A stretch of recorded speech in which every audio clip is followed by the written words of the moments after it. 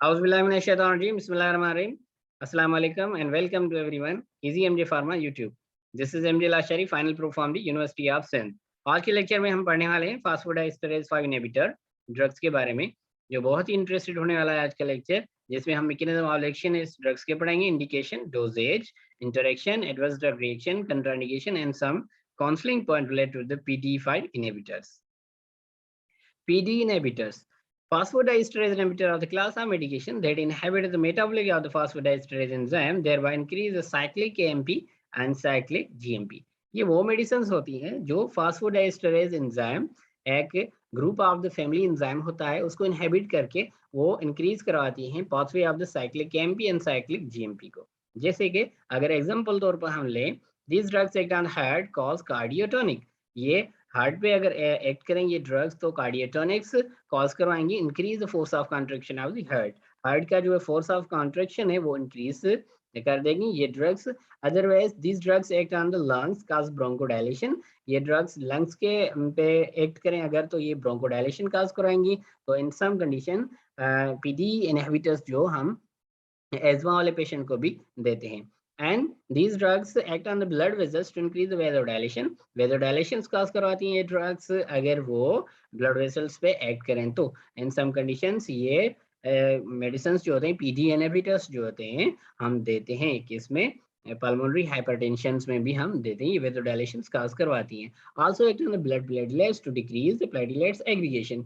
अगर ये blood platelets पे act करें तो ये blood platelets पे एक्ट करें तो डिक्रीज कराएंगी प्लेटिलेट्स एग्रीगेशन, प्लेटिलेट्स एग्रीगेशन को भी ये ड्रग्स पीडी इनहिबिटर्स डिक्रीज करते हैं। आज के लेक्चर में हम पर्टिकुलरली PDE-5 इनहिबिटर्स पढ़ेंगे, जिसमें ये आप देख सकते हैं, these medications which inhibit the metabolic of the phosphodiesterase 5 enzymes family, ये जो phosphodiesterase 5 enzyme होती है उसको इनहिबिट करती है PDE-5 इनहिबिटर्स, इसलिए इसका नाम PDE-5 इनहिबिटर से फास्फोडाइस्टरेज इनहिबिटर यानी 5 फैमिली को, फास्फोडाइस्टरेज 5 फैमिली को ये इनहिबिट करेगी, जिसमें ये 4 किस्म की मेडिसिन आती हैं जिसके सफिक्स से एफिल होता है, एफिल सफिक्स से ये स्टार्ट्स होती हैं, जैसे कि सेल्डिनाफिल, वाइग्रा, टेडालाफिल, सियालिस, ये जो है ये ट्रेड नेम है इसके, ये सेल्डिनाफिल, tadalafil, वेडेनाफिल and एवेनाफिल्स,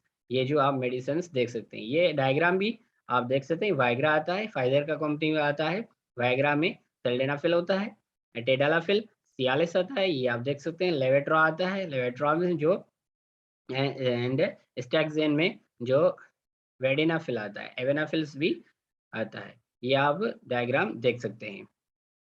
now is mechanism of action of the PDE-5 inhibitors. Mechanism of action को अगर देखें, PDE-5 inhibitors inhibit the phosphodiesterase 5 enzymes. Phosphodiesterase 5 enzymes को क्या करती है, इनहिबिट करती है, thereby increase the cyclic AMP and cyclic GMP. cyclic AMP and cyclic GMP को पाथवे को इंक्रीज कर देंगी। If these drugs act on the cyclic AMP level, produce vasodilation. अगर ये drugs cyclic AMP को इंक्रीज करे तो वेजोडायलेशन कॉज होगी, वेजोडायलेशन कॉज होगी, इसी वजह से PDE-5 इनहिबिटर्स हम पल्मोनरी हाइपरटेंशन वाले पेशेंट्स को भी देते हैं। If increase cyclic GMP level to produce the relaxation of the corpus cavernosum, अगर ये ड्रग्स इंक्रीज कर रही है साइक्लिक GMP लेवल को to produce relaxation of the corpus cavernosum, corpus cavernosum जो होता है ये स्पंजी लाइक के टिश्यूज होते हैं जो लोकेटेड होते हैं पेनिस में, ये क्या करवाएंगी, रिलैक्सेशन करवाएगी कॉर्पस कैवर्नोसम की, स्पंजी मसल्स की रिलैक्सेशन काज करवाएगी। तो जब रिलैक्सेशन काज होगी तो इरेक्शंस प्रोड्यूस होगी। डिटेल में अगर इसका मैकेनिज्म हम देखें तो nitric oxide stimulate the union cyclic GC activated, ये क्या करवाएगा, नाइट्रिक ऑक्साइड स्टिमुलेट होगा तो क्या करवाएगा, जीसी एक्टिवेटेड होगा, जीसी एक्टिवेटेड होगा the guanosine 5 triphosphate GTP convert करेगा साइक्लिक जीएमपी को, ठीक है, ये साइक्लिक जीएमपी एक्टिवेट होगा। Then cyclic GMP have important role in the corpus cavernosum, corpus cavernosum जो होता है स्पंजी टिश्यूज होते हैं, मसल्स होते हैं जो पेनिस के अंदर मौजूद होते हैं, तो उसको इसके लिए CGMP जो है इम्पोर्टेंट रोल प्ले करता है। जैसे कि CGMP यानी cyclic GMP stimulate the protein kinase G. ये आप देख सकते हैं, प्रोटीन काइनेज जी को ये स्टिमुलेट करेगा एंजाइम्स को, result to block the entry of the calcium channels. ये कैल्शियम चैनल्स की एंट्री को क्या करेगा, स्टॉप कर देगा, ब्लॉक कर देगा। Cause relaxation of the corpus cavernosum, जो स्पंजी लाइक टिश्यू होते हैं पेनिस के अंदर, कार्पस कैवर्नोसम होता है, वो रिलैक्सेशन हो जाएगा। जब रिलैक्सेशन होगी कार्पस कैवर्नोसम्स की, विच प्रोड्यूस द इरेक्शन, वो इरेक्शन कॉज होगी। इंडिकेशन, अगर इंडिकेशन की बात करें, these medication used to treat erectile dysfunction, जैसे कि हमने पहले बताया, ये मेडिकेशंस इरेक्टाइल डिसफंक्शंस में यूज होती हैं सेक्सुअल इरेक्शन काज करवाने के लिए।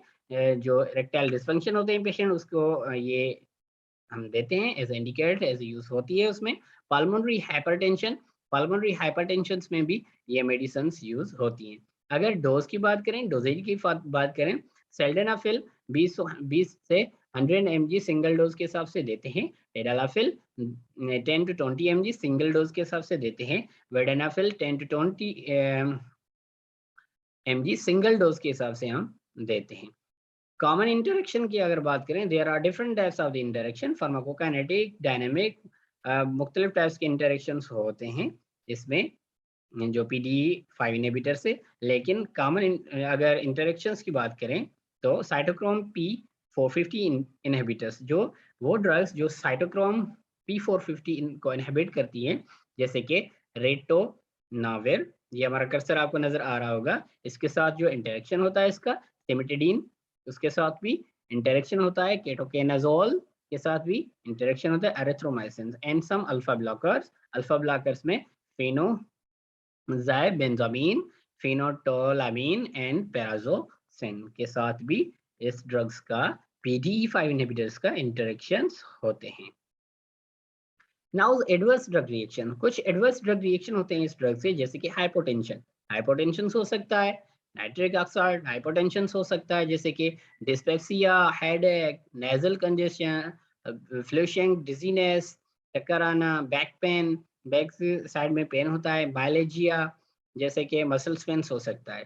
कंट्राडिक्शंस की बात करें तो ये ड्रग्स जो है उस पेशेंट को हम नहीं देते जिसको हाइपर सेंसिटिविटी हो, इस पर्टिकुलरली PDE-5 इनहिबिटर से कोई एलर्जिक रिएक्शंस हो, तो हम उस पेशेंट्स को हम नहीं देंगे।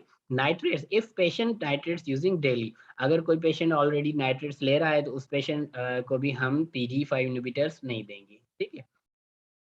And some counselling point related हो, avoid to self medication, self medication हम नहीं देंगे।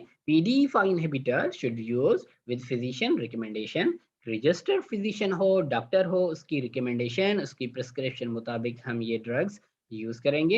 And avoid to miss using, miss using से अवॉइड करेंगे, इस ड्रग्स को हम मिस यूज नहीं करेंगे। आई होप हमारा लेक्चर आपको समझ में आ गया होगा। अगर कोई भी क्वेरी हो, क्वेश्चन हो, तो आप हमारे कमेंट बॉक्स में जाके कमेंट्स कर सकते हैं और पूछ सकते हैं।